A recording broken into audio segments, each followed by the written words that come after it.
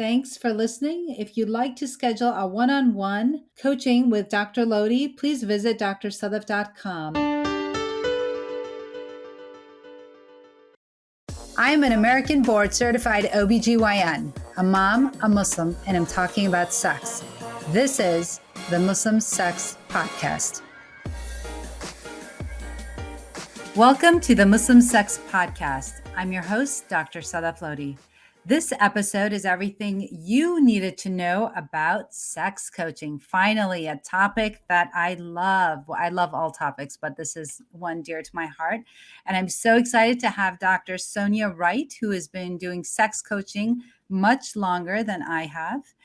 But before I get into it, the first thing I want to make very clear is I'm not giving any kind of religious or medical advice. So if you have any concerns about your health, please speak to your medical provider. And if you have any questions at all about your religion, please ask your friendly neighborhood religious leader. It is the Muslim Sex Podcast because I just happen to be a Muslim woman that talks about sex. So welcome, Dr. Sonia Wright. And if you could please introduce yourself to all of our viewers and listeners and take us on your journey to what got you to become a sex coach.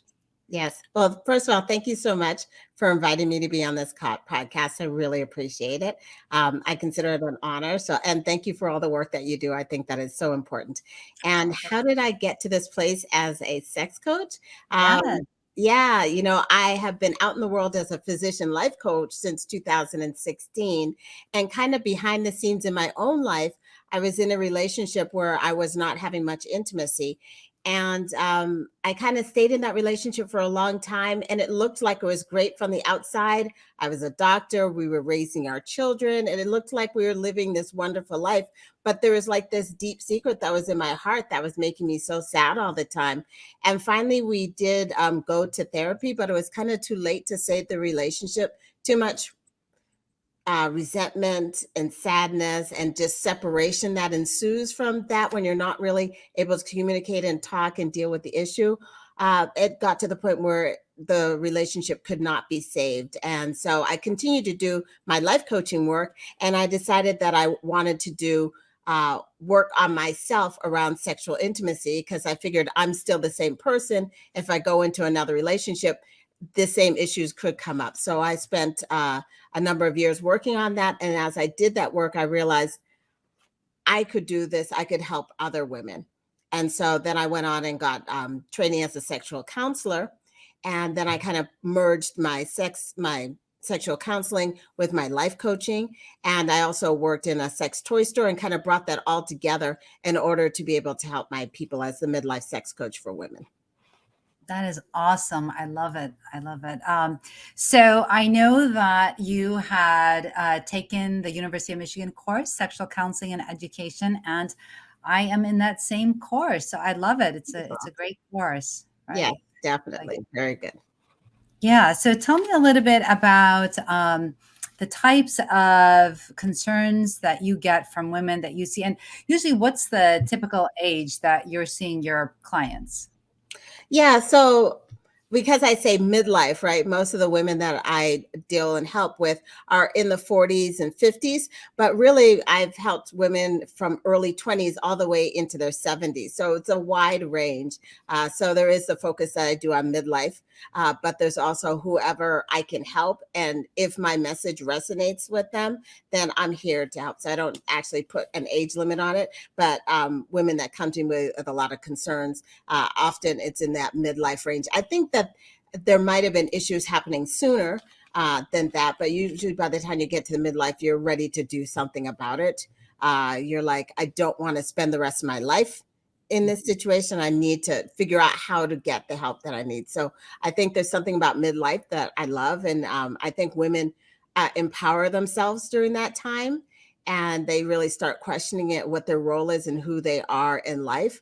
And they kind of go for it, right? And they decide what their value is and what's important for them.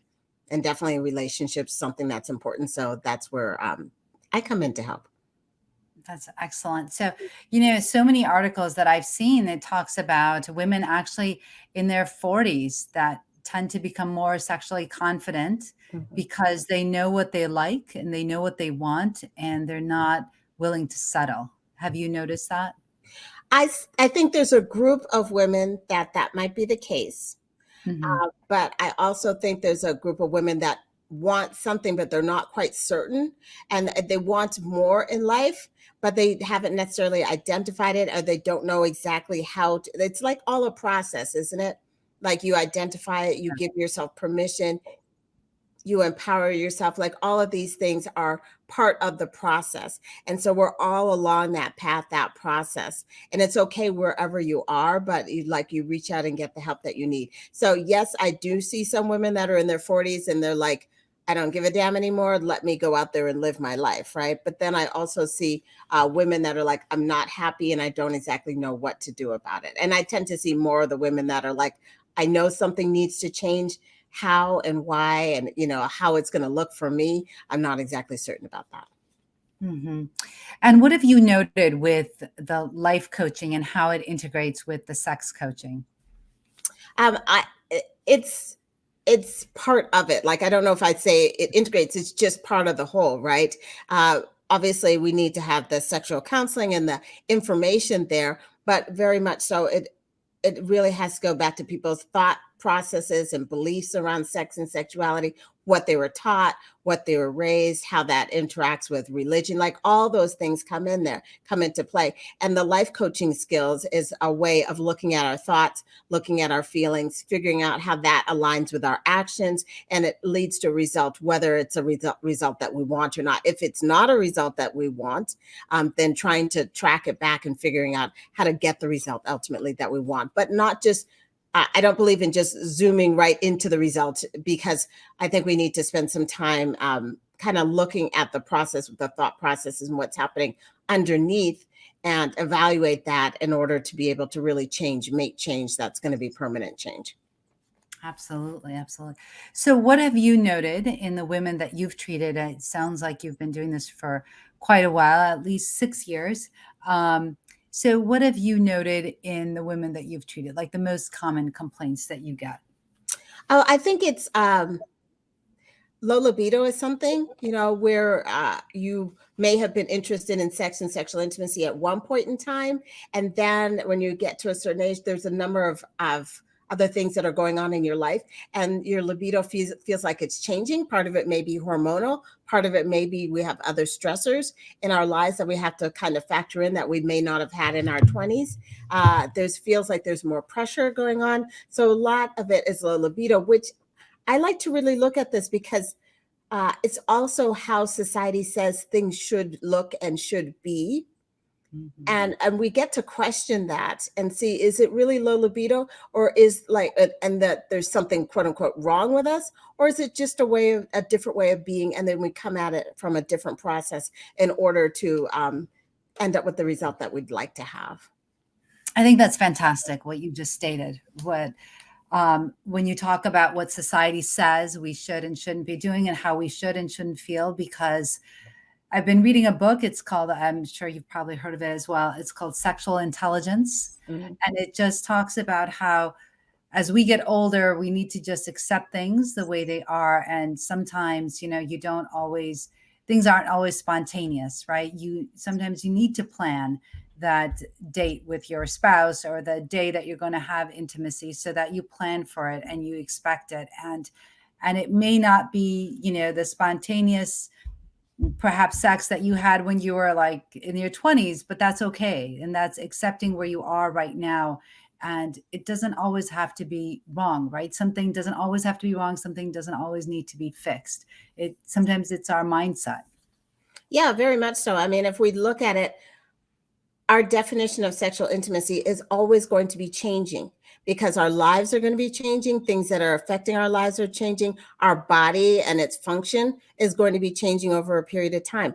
The only thing that's not changing is that we get to define it the way we want to define it. If we are able to stay flexible in our thought process and in how we define sexual intimacy and how we engage in touch and connection, then we continue to have like a lovely sexual intimacy in our life and a good sex life, right? But if we say that sex needs to look the same way it looked in our 20s, then we're setting ourselves up for failure, setting ourselves up for a situation where there is no growth, where there is no chance for flexibility and things to look a little bit different as we change and as our lives change. And so that's where you see that it goes into this place of less and less sexual intimacy, and then eventually maybe stopping altogether because it doesn't match up with our definition of how it should. And so if our definition cannot change, then we're destined for some difficulties. Absolutely. And just like you had mentioned before, right? Difficulties and also perhaps resentment with your spouse and your partner because it's not matching up to the standards of what you set. And I think, and you can tell me what you've seen also in your clients, but I think in some of the clients that I've spoken to, that perhaps their partners are into pornography or something like that. And then what a lot of times clients forget or their partners forget is that pornography is a lot of theatrics, right? It's acting. It's not exactly reality. And so perhaps what they expect out of their spouse or their partner is what they're seeing, and that's not reality. And I don't know, have you encountered that? Yeah, very much so. I mean, with pornography, I don't come from a place where it's good or bad. There's ethical pornography out there. It's an individual choice, right? And a choice within your relationship as to if that's something that you want to allow in the relationship or not. But at the same time, I don't necessarily think that it portrays reality, right? If we understand that pornography is entertainment, it's not necessarily how women choose to be treated. It doesn't necessarily lead to more pleasure. It's something that's usually within a short period of time, and there's penetration, but there's not necessary stimulation to the clitoris and the vulva. And it is a lot of theatrics, right? But it doesn't necessarily play out in the way that's going to lead to a lot of pleasure for women. Right. Absolutely. So in terms of, I read a recent article regarding decreased arousal and decreased libido that was written co-authored by Dr. Rosemary Basson, which, as you know, has come up with the circular response, the sexual response for women. And they mention mindfulness as playing a big part in helping with decreased libido and decreased arousal. How do you feel about that? Oh, definitely, definitely. I mean, our mind, they say the biggest sex organ is the mind, right? So that definitely has to be a part of that. And then with the mindfulness, it's about staying in the moment. It's about staying in your body and recognizing what the sensations are and not focusing so much on our mind that might be telling us some anxious thoughts or some things that might take us away from the moment. So definitely the mindset is important because we need to explore what the thoughts are and how we're feeling about sex, just in general and during the time that we're engaging in sexual intimacy. So the mindfulness in terms of going into our body and feeling the sensations, and then also being mindful in terms of what are the thoughts that are in our minds that are blocking us from having that connection with our partner, that intimacy that we would like. Mm-hmm. Absolutely. I agree with you 100%. Is there any type of, I know that on your website you have a course, and is it a course that people access if they want, information on how they can overcome their thoughts, or what type of things do you teach in your course that's on your website?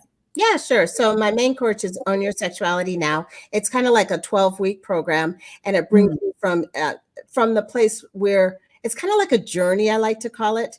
And so it's like first we look at our starting point, like what's happening right now. And we look at it objectively. We don't look at it from a place of shame or whatever. We just say, these are the facts and this is what's going on. And we look at what our thoughts are that led us to this place and actions and the whole situation. And we take responsibility, but not from a place of blaming ourselves, but from a place of empowering ourselves where we can change this situation.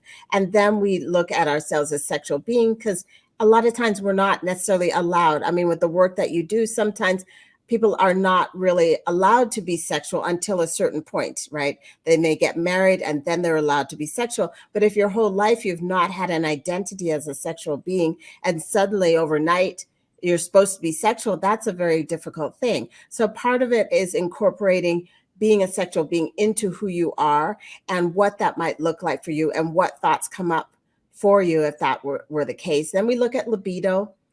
We also look at anatomy so that everybody's on the same page and has an idea of Yeah. what the vulva is, because often we're just taught that we are a vagina. We're said that like men have penises and women have vaginas, which is not actually that. Like the analogous structure to the penis is the clitoris, not the vagina. So making sure that everybody understands what the basic structures are, and then going from there, looking at giving yourself permission for pleasure. What does that mean in your life? General pleasure, and then specific pleasure. And then we look at body image, and then we start to look at prioritizing, because for people, we may not necessarily prioritize our needs and our wants. And so that's something it kind of has to, it kind of sets it up for success, kind of. And then we start talking about sex and sexual intimacy and sexual acts and adding toys in, or if you had any questions about that. And then we work on making a pleasure plan for you and your partner, and we kind of go through it. So it's a whole journey to help you along the process. It's a lot of fun. It's one of the things I love doing, particularly with women. I do private individual coaching, but I also do this group coaching, and I love that as well, because the women really bond with each other and they know that they're not alone in this. So much of what happens around sex and sexuality feels like it's a lonely place. Like you can't talk to other people and find out that they're experiencing something similar. So where you can create a safe environment where people can come together, like, which is what we do with the podcast as well, right? Where people feel like they can sit and listen and find out and get information and feel like they're not alone. Yeah. Absolutely, 100%, and I love the fact that you incorporate anatomy, and that's exactly what I do as well with my clients. And, other people, when I mention that, they say, well, you're teaching women that are in their 30s and 40s about anatomy. Don't you think they know that by now? And my answer is no. No, they don't, Yeah, and it's 100% no, because like, look at us, we're doctors, right? We all had to go through anatomy, both of you, and I had to go through anatomy. And we were not taught the female vulva in medical school, and we're no, not taught this information. So how do we expect everybody to know it, right? And to make yeah, sure that everybody's on the same page, we're just like, hey, we're going to look at these structures. You may already know this, but we're still going to look at it. And people feel like they get the opportunity to ask whatever questions it is that they've always wanted to ask, without having to feel like it's not a good question, or it's not good enough or smart enough or whatever. You just get to ask whatever it is. yeah, and 100% right, because like you said, we are taught, even me being a gynecologist gets caught up in calling the vulva the vagina, and it's not, and we we buy into what we're told and what we hear all the time, and without really thinking about why is the female genitalia just called the vagina, Yeah. right? Yeah, we're missing the point, right? We're missing a very important point, right? So, like, we need to know. Everybody needs to know that your pleasure center is in your clitoris, and it makes sense. Like, the vagina is used. There's some pleasure with the vagina, but it's also the passageway where babies come out. You're not going to have thousands of nerve endings within the vagina. It's not going to be your pleasure center, because you would have one baby and never do it again. You'd be like, that hurt so bad, I never want to do that again, right? So it makes sense that it would be in the vulva area, on the surface more so than within the vagina. And it just makes complete sense that it would be there. But if we're not taught this, especially for women, we're not taught about our anatomy. Men or people with penises, they have their anatomy right there out in front, right? Whether or not they're taught, they're going to figure it out, right? But ours is kind of tucked away. And we might have gotten messages about girls can't touch that area, or if you're a good girl, and those type of things, which might make it such that you don't ever look, and you don't exactly know what your anatomy looks like. 100%. I just love this conversation so much. I feel like I could talk to you forever. So, a lot of, as you know, I focus on Muslims and sex coaching for Muslim women, specifically because I am a Muslim woman, and I share that experience. But a lot of times, what women are taught, and sometimes I feel like more with conservative societies, or cultures, but not always just conservative ones. I feel like a lot in general taught that, sex can be shameful, it can be painful, it can be dirty. And so people come with those perceptions and then don't know how to enjoy, right? And don't know that they can experience pleasure. And spoke to a woman that is not Muslim, and she told me that she had never had an orgasm, and she had one at the age of 35, right? So it's not just one community that it affects, but I think it's all women, and that all women deserve to experience pleasure, and all women should know about their bodies and how they can empower themselves and get educated. 100%. I agree with that. I mean, if you're just coming from a place where you think that sex is about pain and shame, you could go your whole life having painful sex, right? And never thinking to go to the gynecologist because you think that's what you've been taught, and it's just something you bear and you just do what you need to do, right? And you're right, you wouldn't necessarily experience the pleasure. You wouldn't experience, and whatever your religion is, sex is a beautiful gift from whatever you consider your God, and you get to decide how you want that to be in your life. It does not have to be something that's shameful. I don't necessarily think that it was meant to be shameful. It's just some things that we put upon it. We get to have a construct around which we choose how and when we choose to engage in sex and sexuality, right? But if you're in a relationship, it is a bonding experience. It's a very loving experience, and it's a close connecting experience, right? It leads to that intimacy. And I think that it's a gift from our higher power in order to help us bond on this earth. And we also get to create other individuals through this process if we choose to, right? So there's so many beautiful, wonderful things about this, but we've also have put other things on top of it around shame and feeling like we can't necessarily engage in this activity. But there has to be a way in which that you get to show up in this world as a sexual being with pride and respect, and along the guidelines of your religion and your belief system that you choose, but from a place of enjoyment and pleasure and connection as well. Absolutely. I think that was beautifully said. Something you brought up, which really resonated with me, is the fact that you mentioned how, so for example, in Muslim cultures and Islam, we are not supposed to have sexual relations with anyone prior to marriage. So just what you were talking about, right? Like, so your whole life you don't expect. And I was just having this conversation a few hours ago with somebody else who was talking to me about another individual saying the same thing, that, so we're not supposed to have relations prior to marriage. But then soon as you get married, you're supposed to be that sexual being. How do you make that big jump when you don't know how to? You don't know what you're supposed to do, and you may not even know your own anatomy, right? Yeah. And in so many ways, I wish there were a year in which it was a gradual process for those individuals that are not engaged in any sexuality, or for anybody that's getting that time into it. In a time in which you get to process what it means to be sexual, how you want it to show up in your relationship. If you choose to, have sex only with marriage and things like that, where you would get to do that and get to have conversations with your partner. And such, when you came to the point where you're going to engage in sexual intimacy, there would always already be communication there and connection there. And then you could go forth from that. That would be a lovely way of doing it. But unfortunately, it may be the case where it's like nobody talks about sex. And you've kind of been taught your whole life it's dangerous, stay away from it, it's going to ruin your reputation. Only when you're married can you even think about it and engage in it. And then overnight, suddenly it like a switch flips, right? And suddenly then you're supposed to be a sexual being, but you haven't actually had that. So how do you go about the process at that point in time? If in some way in your mind, sex and sexuality can be tied to joyful. So often it has been tied to fear.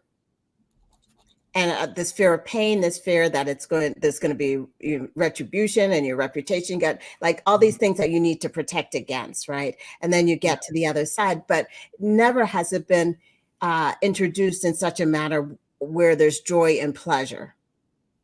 And if that could be something where, like, okay, you make this choice, you get married, and now you have the opportunity for a joyful, pleasurable connection with your partner, with this one person that you choose, that you want to sustain a relationship. And this can only help for like a stronger bond. If it could be introduced in that fashion, and if it's not perfect at the beginning, that's okay. There's no such thing as perfection.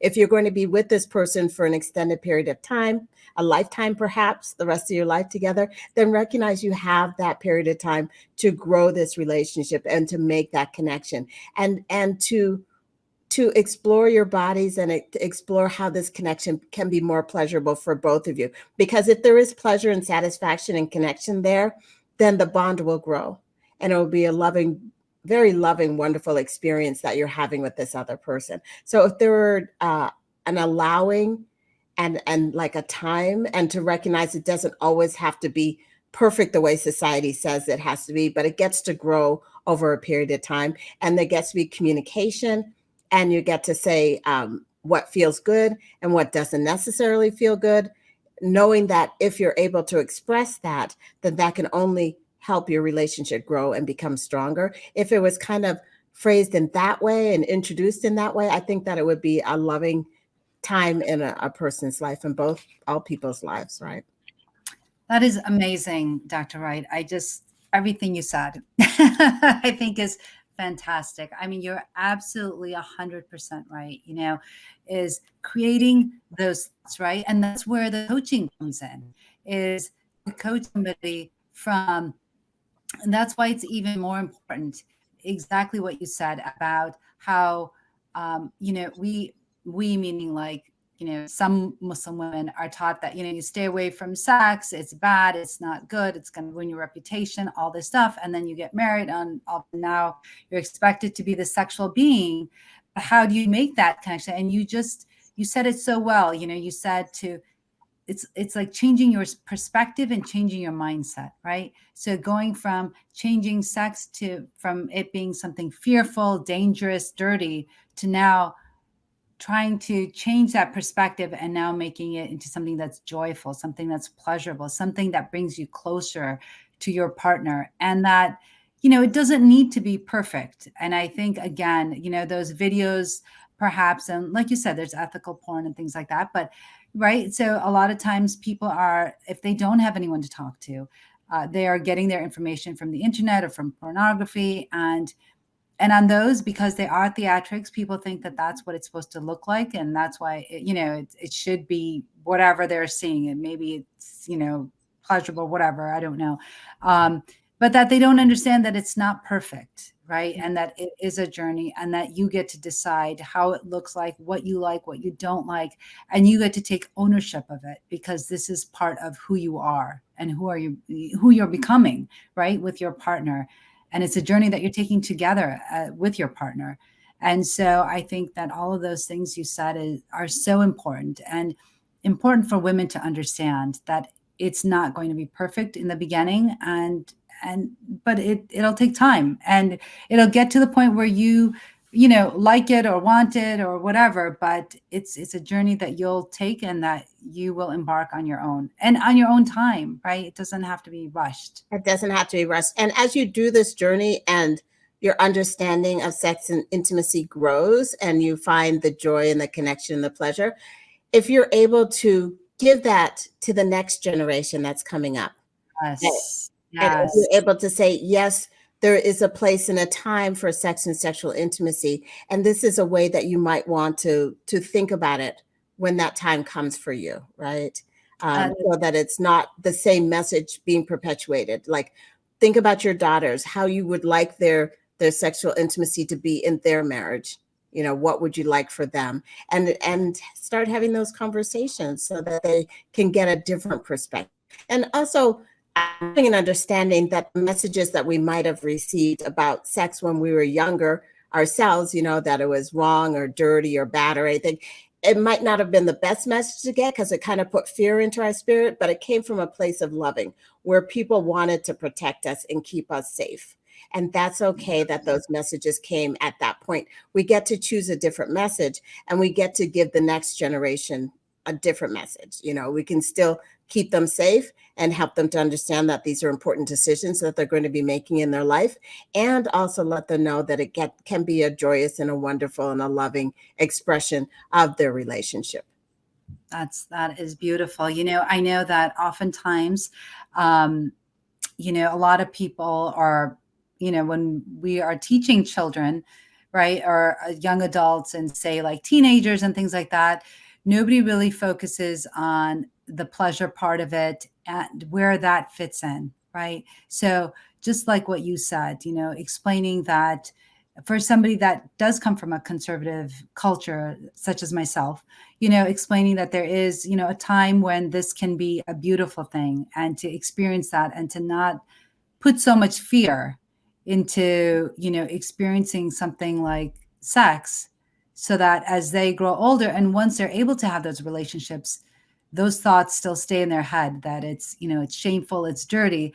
In fact, that reminds me of a friend of mine that I have, and she stated that, she doesn't have intercourse or very much because she was raised with the idea that it was dirty and it was shameful. And so once she got married, those thoughts have stayed with her, and she just has no desire, and that attributes her to her decreased libido. And she's very young, but she has no desire to have sex, to be intimate with her, husband, because of those thoughts that have stayed with her, and she's not able to change them.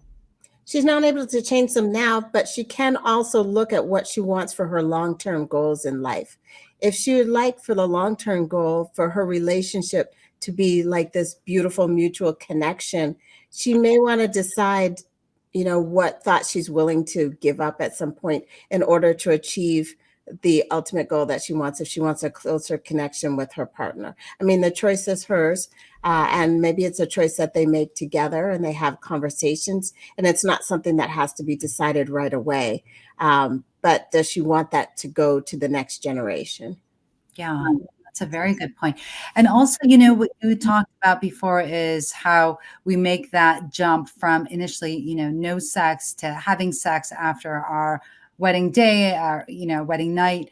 And that plays such a huge role, right? Because for some women, that's not a good experience. No, So then and if that's been their only experience, then that is what they base the rest of their encounters, right? The rest of their sexual relationship with that partner, that spouse, is that their only benchmark is that initial one.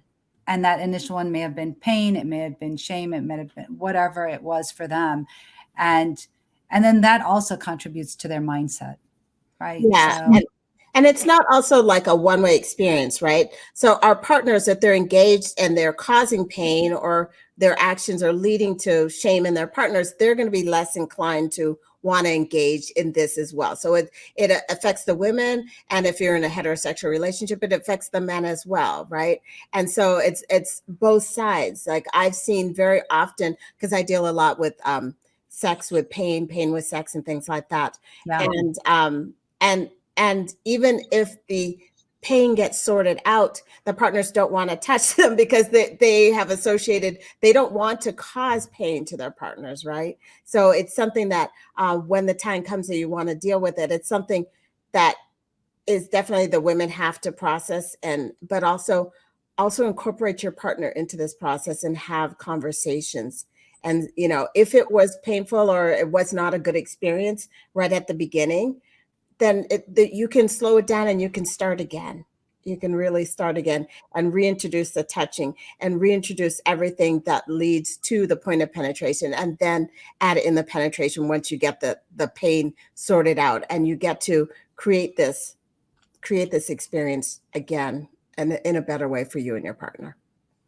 That is an excellent suggestion, and really one that, I think needs some thought is you get to create those experiences again, right? It doesn't have to be one and done. It doesn't have to be that this is the way it's always going to be, but that there's room for growth, and that, if we are able to change our mindset and change our perception, and but also incorporate, like you said, touch and communication, right? And incorporating and engaging your partner and making them a partner in this very personal, very intimate act that happens, and being a partner with each other, then you can, I think, move forward. And that's, I feel like that's what you also say. And I think that's amazing, because some women think that, well, this is the way it's always going to be, or maybe I'm just too old, or maybe, for example, with orgasm, right? Like I'm never going to experience an orgasm. I don't know what it is. I never had one.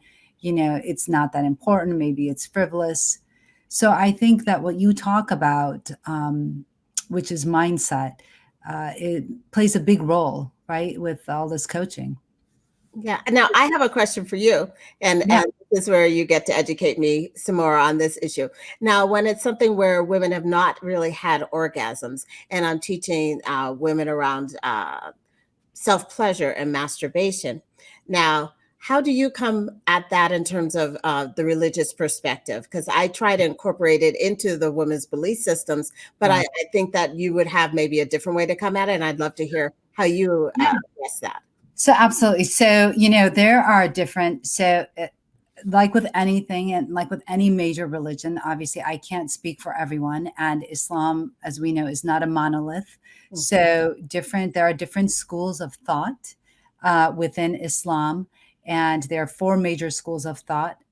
Some of the schools of thought, and so it depends on like the region of where a Muslim woman is coming from, like her country and things like that, and the school of thought that she believes in. So some schools of thought say that absolutely not, masturbation is not allowed in Islam. And in other schools of thought, it is allowed, but it is allowed with your partner. So, for example, the partner can pleasure their, so if we're assuming a heterosexual relationship, the spouse, the man can pleasure his wife and, get her to orgasm.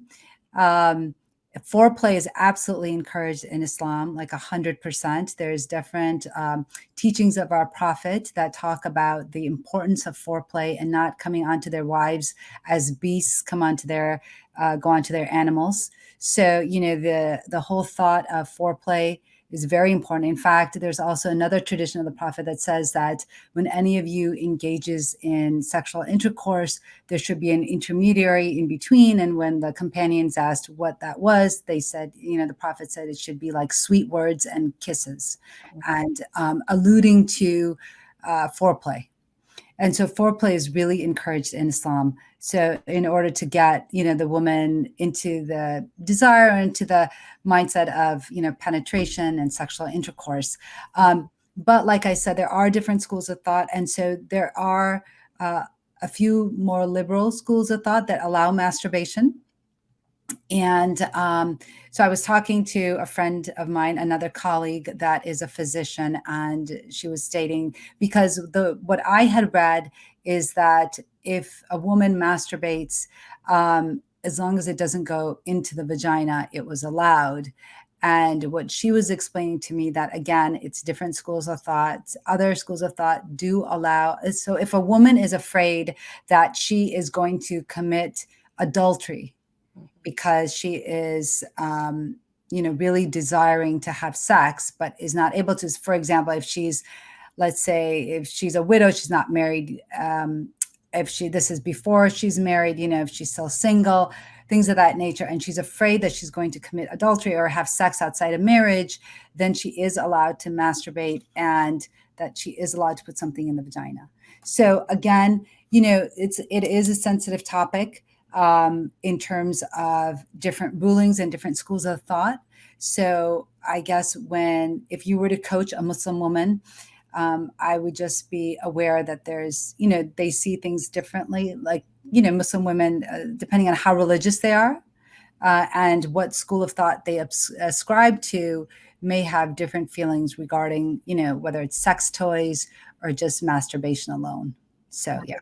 Yeah. Thank you. I appreciate that. So, yeah, I usually come from a place where honoring their belief system is the most important thing for me. Of course. And that if it's not something that they feel comfortable about doing, then that would not be something that I would encourage in any way. But if somebody comes to me and they've never had an orgasm and they'd like to have an orgasm, normally I do talk to them about exploring and understanding their body and having a better sense of what stimulation might help them feel more pleasure and things like that. But I have also coached with people and they don't necessarily, because of their belief system, would not engage in self-pleasure by themselves, but possibly with their partner. And it's just what I found it is just a matter of talking and getting an understanding and kind of working within the construct of people's belief systems to help them. And I haven't had a problem helping people in one way or another. But I figured I had this opportunity, so I would talk to you as well. Thank you. Absolutely. Absolutely. And, so most schools of thought are actually fine with the husband stimulating the wife, right? So the two things that are absolutely not allowed, and this is related in our Quran, which is our holy book, is sex during menstruation and anal sex. So those are the two things that are forbidden. Everything else is pretty much allowed. And so it's just working around, the things that women feel comfortable with and doing and things like that. So, yeah. Wonderful. Thank you. Yeah, of course. So, well, this has been amazing. And I think it's definitely I think it's the longest interview I've ever had with anyone, but this topic is so amazing and so close and dear to my heart. And I think that you are an amazing sex coach and I have so much to learn from you. So this has been fantastic. So any leaving thoughts that you want to leave with our listeners? I'm definitely going to put all your information on our notes on how people can reach out to you, but any thoughts or on things that women can do that you would suggest? Yeah, what I find is the hardest thing is around the area of self-criticism and really judging yourself. If in this process you can suspend self-judgment. I know it's so hard because self-judgment is so tied to our primitive brain that is about protecting ourselves and keeping ourselves safe, right? You would think that like if we're very anxious or if we're criticizing ourselves quite a bit, what's coming from that is coming from a place of wanting to protect us and make sure that we don't get ostracized from the group, right? Yeah. So when we're dealing with sex, a lot of shame comes up and self-criticism. If we can suspend that, maybe shift to a place of curiosity and shift to a place with like, oh, I wonder what this is about. Oh, I wonder what my thoughts are. And maybe from a place of self-love, and also recognize that this sexual intimacy, improving that situation can only help your relationship overall, which is a loving, committed, binding type of thing. And if you're in your 30s, 40s, 50s, you could have up to 60 more years of intimacy in your relationship or not. And it really comes down to, how do you want to do this? Do you want to do this? How do you see the next 60 years going for you? I think that if our higher power gave us this, it is something that we take with respect. Obviously, sexual intimacy is something that's important, valuable, something that respect ourselves, respect our partner. But there's a place where we get to incorporate that into our lives and lead loving relationships and have that as part of it. It's amazing. I love that. I love the fact that you state, that people that are in their 20s, 30s, 40, whatever, maybe perhaps they have 60 more years of intimacy. And that is not something that we think about, right? Yeah. Intimacy as we age and how that changes. And I think that it's important to know that we get to decide what our emotional and sexual intimacy looks like as we get older, right? What feels comfortable to us, what do we like, what we don't like, and how you can still have that intimacy. And it doesn't always have to be about penetration and vaginal intercourse. It can be emotional intimacy. It can be intimacy on so many different levels. So that's what is really important. And that's how we really become, I think, sexually intelligent, right? Is to know that things change, but that we're okay with that. And that's just life. And that's life. And it's okay. It's all right. Yeah, absolutely. Absolutely. Well, thank you so much, Dr. Wright. This was so amazing. And it was such a pleasure to have you on with all of your insights. I've learned so much, and I'm sure our listeners have as well. So thank you so much. Thank you again. Thank you for having me. I really appreciate it. Thank you. So, well, I am done here. It's been real and definitely really intimate. And remember, this is not meant to be medical advice. So please see your healthcare provider for any concerns you might have. And until next time, this is the Muslim Sex Podcast. Thanks for listening. If you'd like to schedule a one-on-one coaching with Dr. Lodhi, please visit drsadaf.com. And until next time, this is the Muslim Sex Podcast.